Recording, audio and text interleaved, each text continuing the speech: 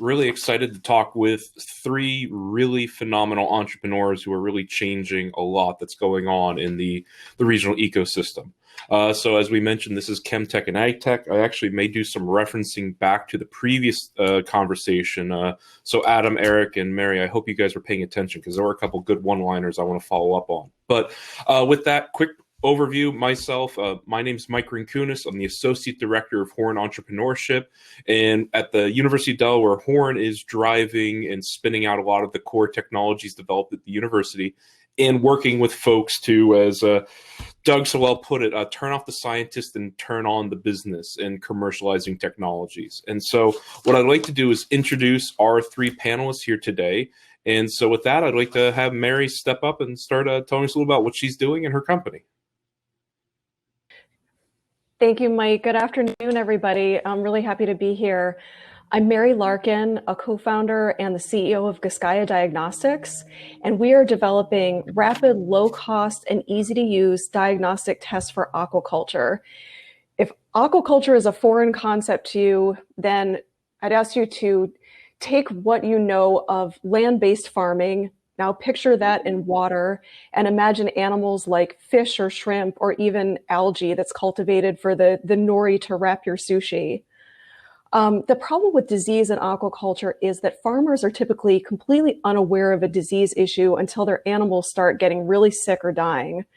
Then they might take samples and send them off to a lab, wait days to weeks for results, and by the time they get those results, the disease is probably advanced in the water. They may have even lost their crop. So we want to put a tool in their hands that they can use to monitor pondside for these disease agents and be able to take immediate action to mitigate disease on their farms and better manage overall health. Excellent, excellent. Eric, why don't you tell us about yourself? Yeah, so my name's Eric. I am the CEO and one of the co-founders of Lignolix. And what we're doing is taking something that's generally been considered waste for plants and converting it into sustainable performance advantage chemicals and materials. So to go a little bit more into what that means, basically we work with something called lignin, and it's one of the most abundant materials that a lot of people haven't heard of. So it's kind of like the unloved part of a lot of plants. So for example, when you take a tree and you want to make paper out of it, you basically are taking out the lignin. So this way you get your nice white paper, and then you just burn the lignin. So there's a lot of opportunity to create some useful products from it, both in terms of just the economic potential of not lighting something on fire when there's something better to do with it, but also because it reduces reliance on petroleum and can create some really new, interesting chemicals and materials. So our focus right now is on making new performance advantage additives for cosmetic applications. And we have other areas we're looking at in the material space for things like plastics and wood adhesives, et cetera. And last but not least, Adam. Hey everyone, happy to be here. This is a really great opportunity to share a little bit more about what we're doing. And I think it's nice to start off with some background. I'm from the mechanical engineering department, recently graduated with my PhD. And probably like a lot of you guys that might be in your grad studies, you see that a lot of the work just ends up getting stuck in the lab. So I really was excited to see how we could use automation to help people in the world. So I started TRIC Robotics, which is an AgTech company, and we're combining automation with ultraviolet light to replace pesticides on farms. And that turns out to be really good for farmers because there's a lot of problems, as you can imagine, with spraying chemicals on your produce. Consumers are quite excited about not getting chemical sprays on their produce as well. But ultimately, it really reduces the uncertainty and increases their yield. So it's quite a big deal, and the farmers are quite excited to get this type of technology. Excellent, excellent.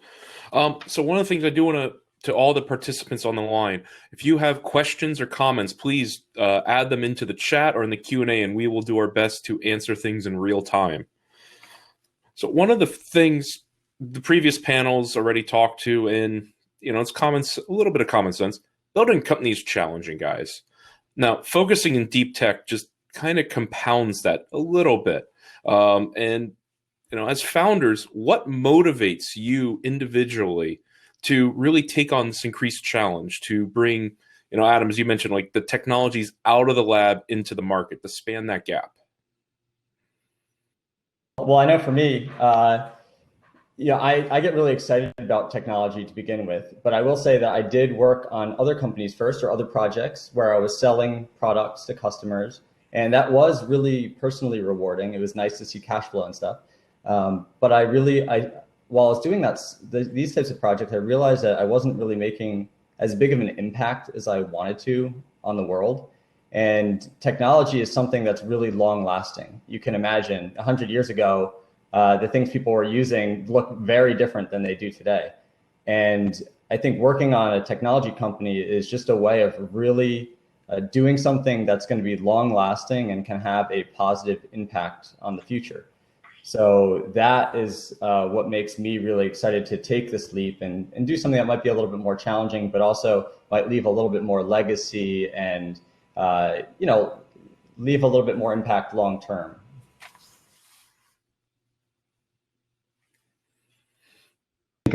One aspect for me is like what's the motto? Easy come, easy go. Yeah, it's hard to build, but I think that on the flip side is if it's successful, it, like Adam said, it has real impact, right? I think what we're doing, all of us are doing, has some tangible aspect to it where you can really you can quantify the impact in a positive way, not just in the sense of creating revenue, which feels great. Like, not going to say it doesn't, but but that the real motivator for me, at least, is doing something that is more than incremental. Yeah, I would agree with that. Also impact, but we're all scientists too. It's fun to use cool science. Our tech is out of MIT. It's fun to use that to solve real world problems. And we're meeting an immediate need at the same time that we are looking for a longer term impact. These farmers need diagnostics now for when they have disease, but we're also, by making something that's low cost enough for them to use them for monitoring, we're changing the way that the farming is done. So instead of sort of helplessly waiting by and looking for signs of disease, they can actually implement into their workflow of testing for other water quality parameters and things, doing more of this frequent disease testing and better manage it. Mary, we're going to come back to the disease management, but you also teed up one of the biggest things that's going on is, well, there's a little pandemic running this year. It's been a little crazy. And so, to each of you guys, can you talk about some of the challenges that 2020 has brought on to your ventures, but also each of the different spaces you're in? Yeah, I think for what we're doing, a lot of our strategy in terms of commercialization focuses on partnerships. Chemical manufacturing infrastructure is not something that is very friendly to startups. And so having partners to do that is of critical importance. And the whole COVID circumstance has definitely thrown that, the established relationships that we had and the trajectory of them into muddy waters, right? Because now all of those companies are looking at their bottom line and what their needs are very differently. And maybe long term, that'll go back to how it was. But at least for now, which is a critical place in the lifetime of a startup, it makes a big difference. So it means that things that are like longer term development plans have a very different outlook and a very different pace to them. And that definitely changes how we focus on our development and commercialization. So Eric, teeing it up a follow on, how have you guys actually changed your commercialization plans so far? Well, I think part of that has to do with also, shifting where we thought our beachhead market was going to be. So um, when we started way back in the beginning, we were focused a lot on the materials space, and that is really driven by the fact that when we started this, it was out of an academic lab that focused on materials and bio-based plastics and stuff. The problem is it's a highly commoditized market with tight margins and a lot of scale-up need. So that's the kind of thing where, yeah, you can manage to get success, but it requires a big buy-in from large strategic partners. Where we've shifted is now into something that's a much higher margin product that operates at smaller volumes with these cosmetic additives. It allows us a lot more flexibility in our commercialization strategy. So now we don't actually rely as heavily on these strategic partnerships. We now just need to have buy-in and a real need from customers. And that's where we've been able to have a lot more success during the pandemic, especially with, well, people are much more willing to hop on Zoom and talk to you. Well, so obviously, Eric, you've talked about the B2B side, the larger corporates. Adam, you're working with a completely different subset of customers. Dare I say, you're literally out in the fields. So can you talk about, how COVID's impacted you guys? Yeah, for sure. I'd say working on farms, we're pretty lucky being out in the fields because the farmers they've been keeping up their operations pretty steadily throughout COVID. But I would say that there have been still important changes because you can imagine getting the hardware together that we need to make our solution work in the field. A lot of times we're kind of huddled up in the garage, and we used to be having a lot of in-person meetings.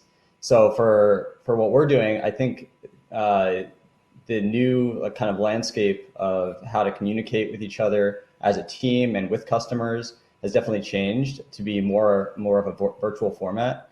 And there's been benefits to that too, because we've started to seek out tools that we can use to help, get over the not physical interaction. So now we're trying to organize ourselves a lot better. We're using online resources to schedule and plan objectives and key results for our company and for individuals. So I think this has actually been, in many ways, a positive push towards virtualization. Excellent. Mary, how about you? How have you guys been weathering the storm, so to speak, in the aquaculture kind of phrasing? Sure. Well, obviously, COVID has hit the overall industry that we serve pretty hard. A lot of aquaculture happens in developing countries, so there's even less of an organized response than we've had here in the U.S. But something interesting has come out of this. It's made companies really reevaluate how they source their food, and for many of them, prioritizing being more independent and feeding themselves. If your supply chain is interrupted in some way, can you still feed your citizens? And it's a good time for the U.S. to really grow this industry. We're 16th in aquaculture production right now, despite all of our water resources and our innovation. So we're poised to, as this industry grows in the U.S., to support it. Excellent. Well, and aquaculture is actually one of the hottest areas that is in the venture community right now, and you guys have actually had a recent success. So do you want to talk a little bit about that? Certainly. So we kind of went from zero to a lot of funding in about 6 months. We got our start as part of the Hatch Accelerator program. That was our first investment, and then kind of came out of that applying for a lot of grant funding. We've now received 2 SBIR grants, one through the USDA, one through NSF.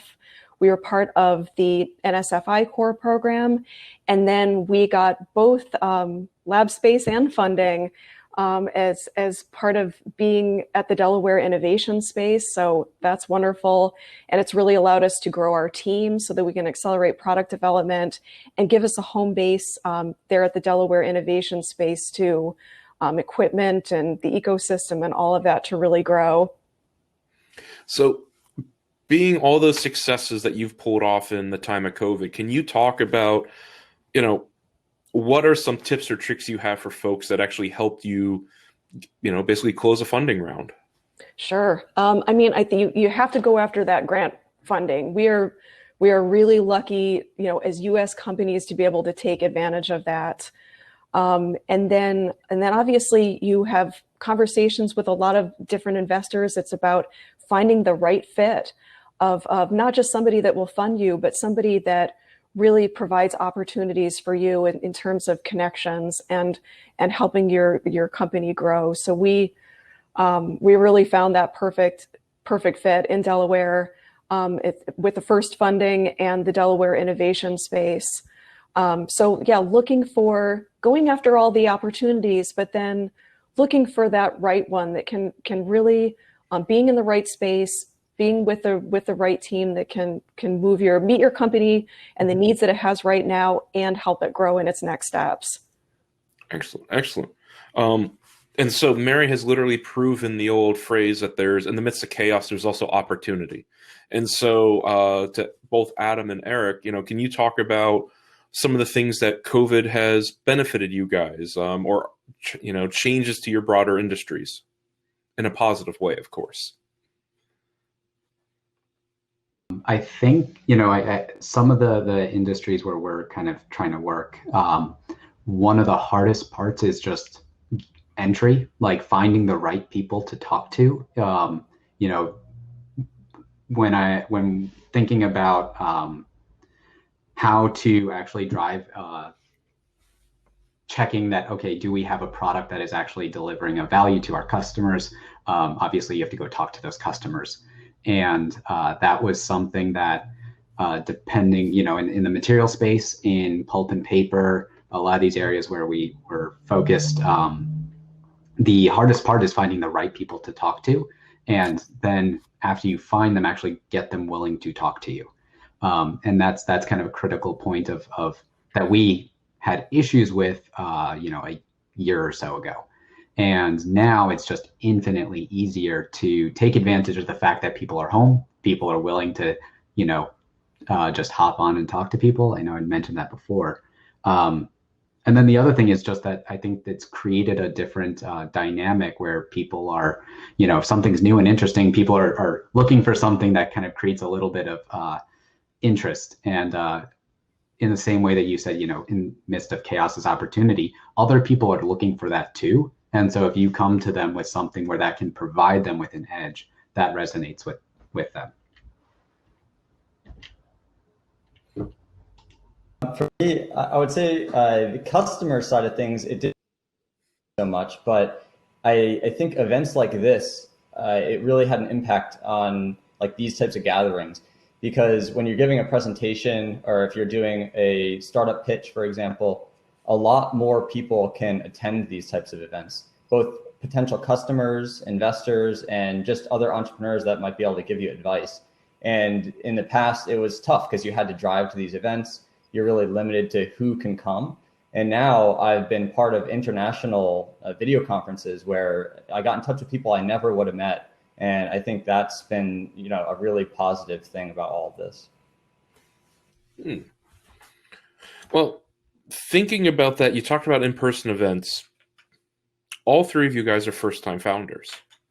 And so, thinking through, have you found the support you've needed by expanding the networks? How has COVID impacted that experience so far for you?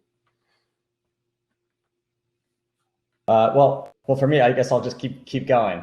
I think these events are really critical for the community, I would say, because it's really motivating as an entrepreneur. You hit a lot of roadblocks along the way, and having other people who are really passionate about what they're doing, even Mary saying, I'm applying to all these grants. Now, maybe I would have saw a grant tomorrow and I would have said, well, I've got this other important thing to do.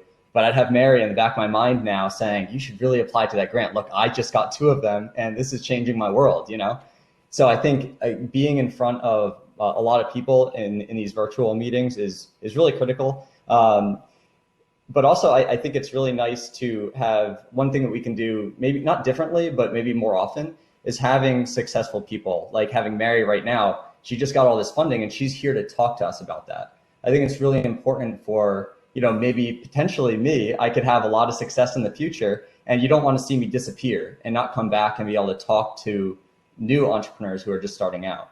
I think those stories are really inspirational and really help you along.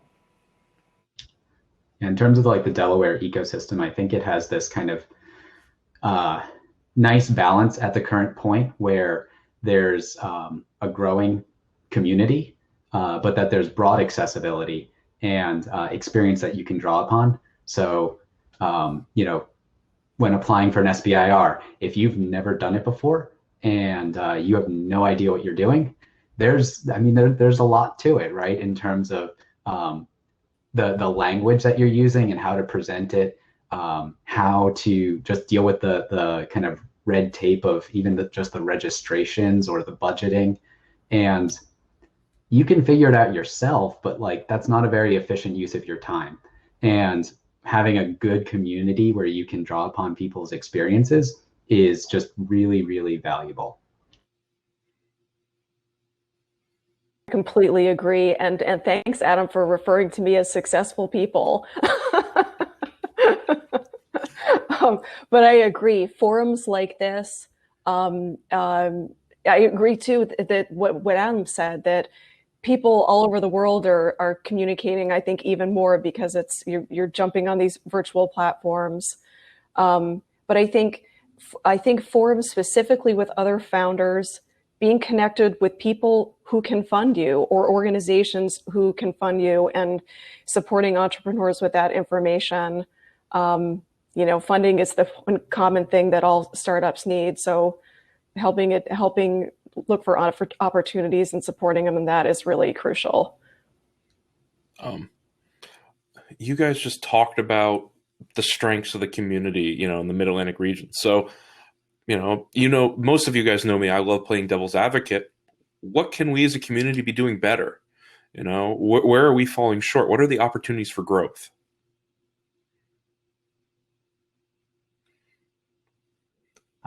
That's a tough one. I was just saying, you have a big smile on your face, Eric. So, you must I'm thinking. It's not because I have a massive list of things or something.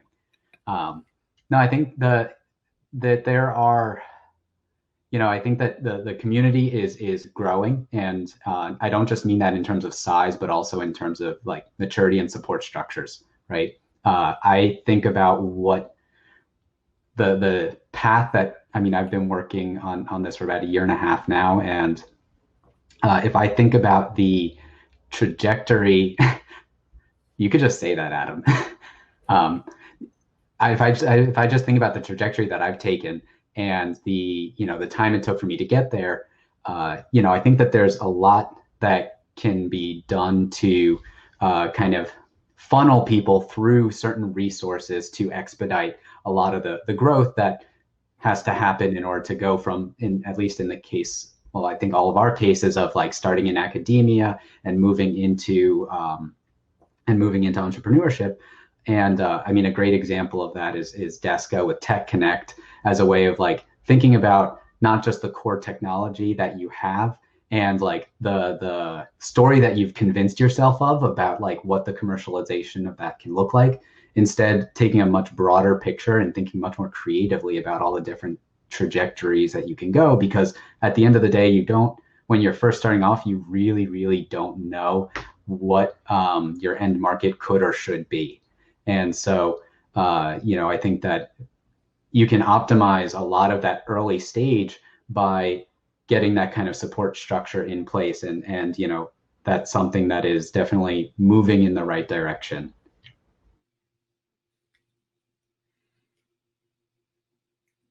I have something too. So I'd say being a student at University of Delaware makes us really spoiled, because we have, like in the chat, people like Mike out here helping us get connected with opportunities and just seeing all that's available to us. But one thing that we could do differently is try to support people outside of the academic area, because I think there's a lot of people struggling that don't know about the resources that are available, because they're kind of on their own and they don't have that support. So I think if we can help expand our relationships to just the greater public in some way, that would be a really positive thing. Yeah, I can kind of speak anecdotally on that, where I've talked to small business owners who are kind of outside of the startup-y, techy ecosystem, but they are, I mean, they're small businesses. They also might be looking at growth and things like that, and a lot of the opportunities that we're pretty well tied into are not really well broadcasted, or it's not like the community hasn't really expanded to encompass some broader definitions that I think would be more inclusive and help the Delaware ecosystem more broadly. By the way, I wrote down, Adam, that note, so that's filed away.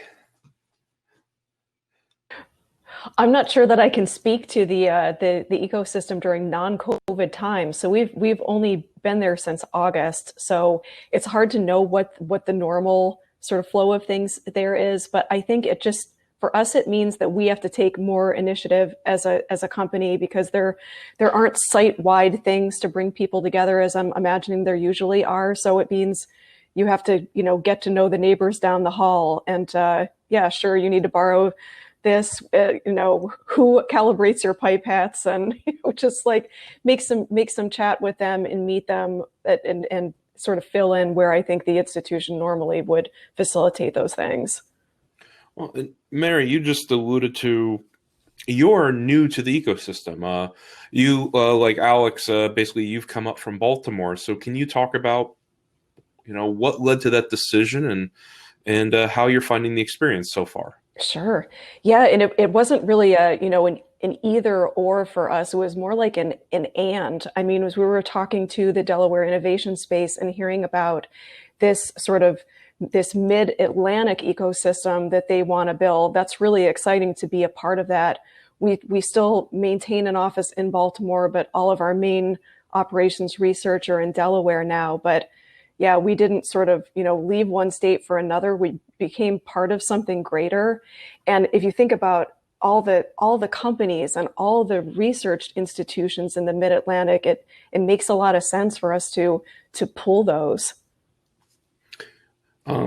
Hopefully Venture Cafe will become trademark, become part of something greater. So Mary, well said. Hopefully they pay you a nickel every time going forward.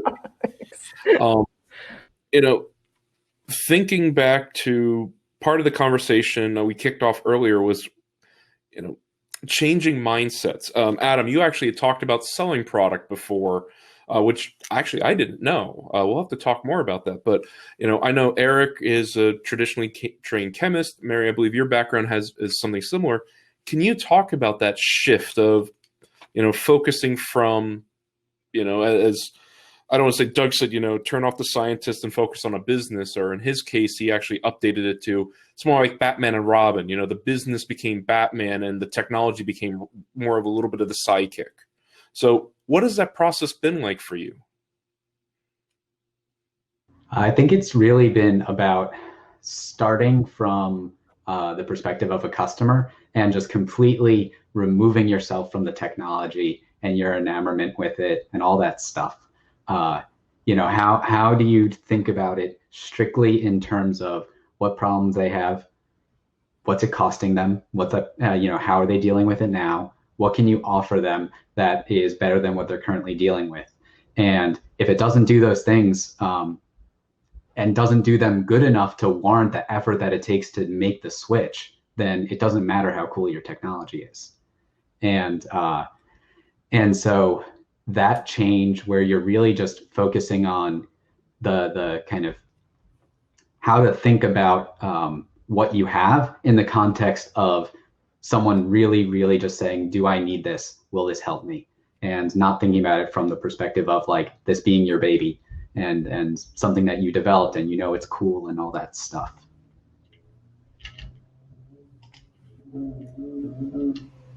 I think also, as a founder, you have to really be excited about challenges. And at some point, especially after your PhD, the technology is the easy part, and what's hard is learning all this new stuff. And if you're really setting out there, you have to be honest with yourself. Are you out there to make a difference and solve problems in the world? Or are you out there to just work on your technology all day? And you can do that at another company. You don't have to have your own company for that necessarily. So I think, if you're going to take the leap, really take the leap and see it as a kind of a fun challenge. There's so much more to learn, and so much more growing you can do if you're going to take on the challenge of running a company. So for me, that is kind of what drives me to push this to the next level.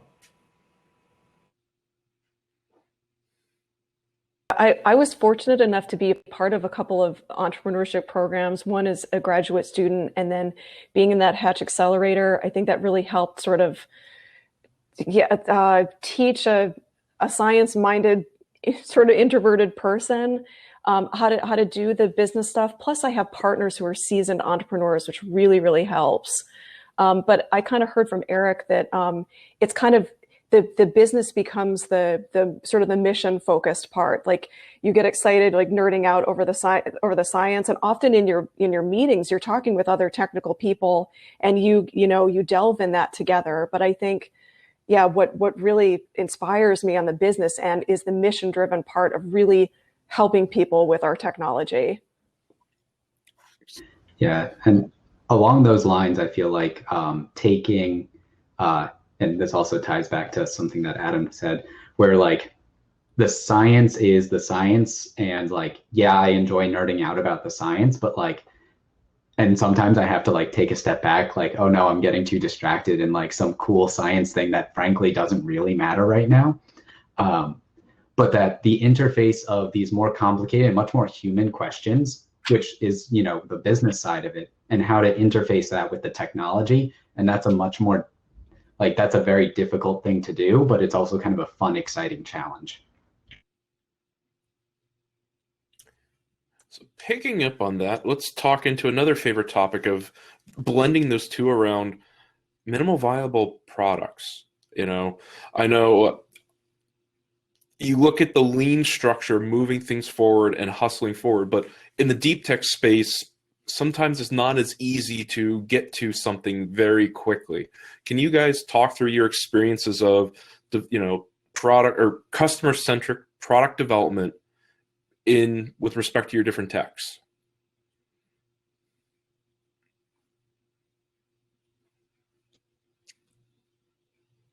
I'll let someone else go first because I was just blabbering for a while.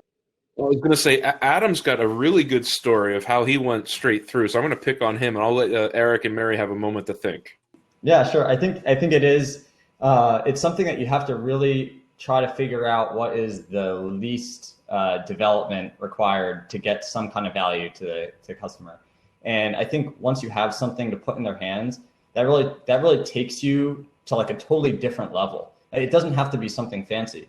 And usually if you have a customer who has a problem that they really need solved, they're so okay with something that doesn't work properly. And in fact, the earliest people are going to be excited to work on that with you. So they want to be part of the development process a lot of the times. So don't waste the opportunity and give them something that you think is totally complete, because first of all, it won't be the right thing. And second of all, you're not going to give them that chance to be part of the solution. And if you work with the customer from the really, really early stages, even if it's like pen and paper, just writing something down and handing it to them and having a conversation, you're going to miss out on that opportunity. And those people are going to be your biggest supporters moving forward. So it's really something that you should really consider. Yeah, it's been, can you hear me okay? I think my connection is lagging. Can you hear me? You're good. Okay. It's been very, very important for us to talk to our customers too, because we have found that our technology could probably do a lot more than they need it to do. And there's no point in developing it, as fancy as we can make it if all they need is a simple, yes, we have this disease, or no, we don't, or they don't need to know, which strain it is, even if we could identify, they just need to know, the genus or something. So that's been really important for us to talk to, dozens and dozens of customers at this point.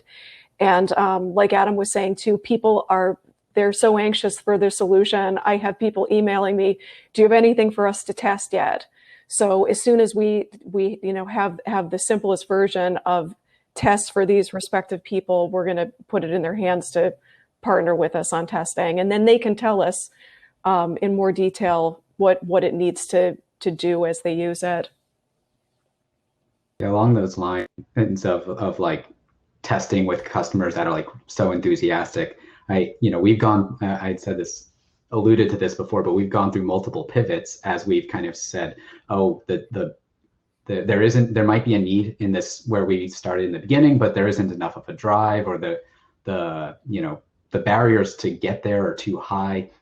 When we started to really find product market fit, it just felt totally different, where suddenly we had customers, like a customer really wanting to test something with us and enthusiastic to do it. And it didn't matter if it was perfect. It was just like, let's try something out and I'll even pay for it, right? Like that's a big difference from like, oh, well, we need like a couple kilograms to do any sort of testing and it might sit on our shelf for a while. Like it's just a very different, it feels uphill when you don't quite have that fit. And then you feel the pull when it's there. And that by itself is a strong indicator of whether you're hitting on something or not. Like the product doesn't need to be perfect, but you need to know that there is a problem strong enough to warrant you trying to solve it. And a minimum viable product will feel insufficient if you don't have enough of a pull, because they're not going to buy, like if the pull isn't there, then they're not going to buy or like try to test something just to see if it works, if it's like number 10 on their list of things they care about. But if it's right there, top 2 or something like that, they're going to be all about it. Doesn't matter if it has flaws. It doesn't matter if it, if Adam's robot drives off in a different direction and does something wrong. Like if my stuff ends up being too dark of a color, like these are problems that it's like, okay, we're iterating and they don't care. It's still driving towards a solution that really matters to them. Full legal disclosure, Adam's robot does not drive off in the wrong directions. He actually has someone there to watch it. So, the legal department made me say that. Actually, I want to say that anyone who's been through NSF, they know the pain of trying to get to 100 customers. And I'm not going to lie, it's kind of terrible. It's a lot of pressure. But when you find the right fit, instead of you like pushing to meet customers and just trying to get to all these people, you find a reversed role where the customers are reaching out to you and you're struggling to get back to them, and you can't get whatever your solution is to solve their problem out to them fast enough. And I think that's what you should be looking for. And if you're finding that you're still feeling like NSF, like talking to customers and it's hard to get them, then maybe you should, have a wider search and keep looking, And I think the hardest part of that, because I will say that we absolutely experienced like that, where we weren't getting enough of a buy-in. There wasn't enough interest, but there was like just enough to hold on hope. And so as a result, we kind of stuck with something way longer than we should have. And then once we found that other thing, it just like clicked, and it just made a huge difference. And it's like, oh, wow, we really did stick with that other thing too long. So actually, that opens up an interesting topic I want to ask each of you guys is, Eric, you talk about spending too much time there in that one area. What's one piece of advice or lesson you could basically have learned sooner as a founder?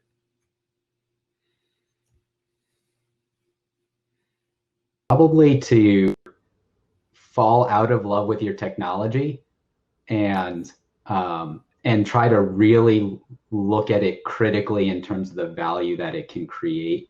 And if it's not doing it where you thought it was, just try to take a step back and think more broadly, more creatively about different ways it can create value.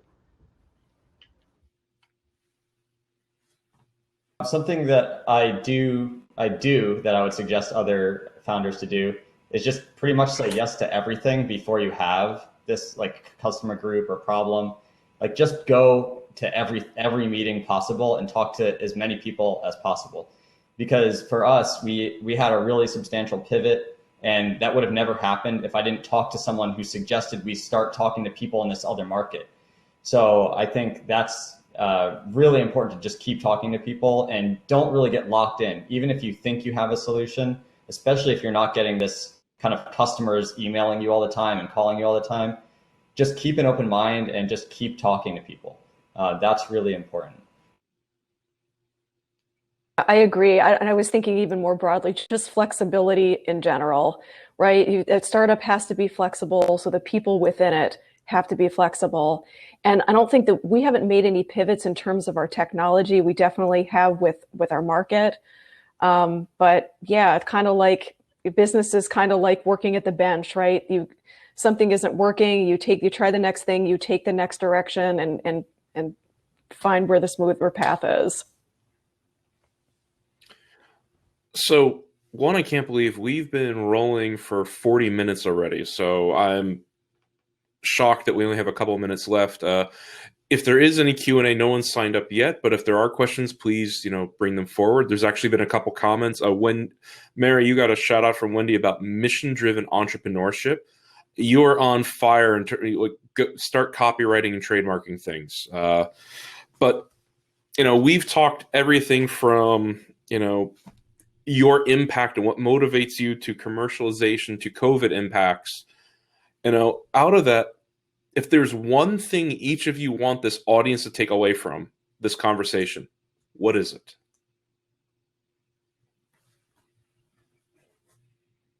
I'd say just you're already on the right track. You're in this meeting, and you should really just take advantage of all these opportunities out there. Definitely go and get in front of people as much as possible, no matter how uncomfortable it might make you feel. Like somebody asks you to present tomorrow on something, just do it, and you're gonna be grateful for that in the long run. I'm going to specifically plug Delaware here because it's been so helpful to us. So look at what Delaware has to offer, specifically the Delaware innovation space. If you're a startup, in the same stage, similar stage that we are, looking for a place to grow, wanting to be in a place that understands the unique needs of startups and can help meet you there and move your company forward. Mary stole my thunder. I was about to say, I was going to be like, I think I have to plug Delaware, but yeah. By the way, we are not paying anyone. There is no compensation for plugging Delaware here. No, I think of it more like paying back, because it's really been like we've gotten so much great support, and we wouldn't be a fraction of where we are today. Not to say that we've made it by any stretch, but we would be just floundering off in the ether if we didn't have a lot of the support that we do have. And it's a combination of the Delaware ecosystem allowing for it, and what Adam said about just saying yes to everything, going to everything, talking to everyone. And in a place like Delaware, that's particularly effective because it takes like 4 events for you to start seeing all the same people. And as a result, they start to see you, they start to get to know you, they see your progress, and they start to believe, oh, this person might not be full of it, which maybe that took a little bit longer with Mike and for me, but I think that it makes a big difference because otherwise it's just much more of an uphill battle. No, I want to thank each of you guys for a brilliant conversation and sharing your insights. I realize you're all in different stages, but you're still also, you guys are figuring things out, which is awesome and amazing. So, please, thank you guys again for your time. To everyone who is on the chat, these are 3 phenomenal entrepreneurs. I'm going to volunteer them that please reach out to them and ask them questions, and their experiences and what they've worked through so far is only a modicum of what we were able to talk about tonight. So, grab them, talk to them. I'm volunteering them to all take at least a phone call with you. So with that, I'm going to hand this back to Natalie and the Venture Cafe team. Thank you so much for having us tonight, and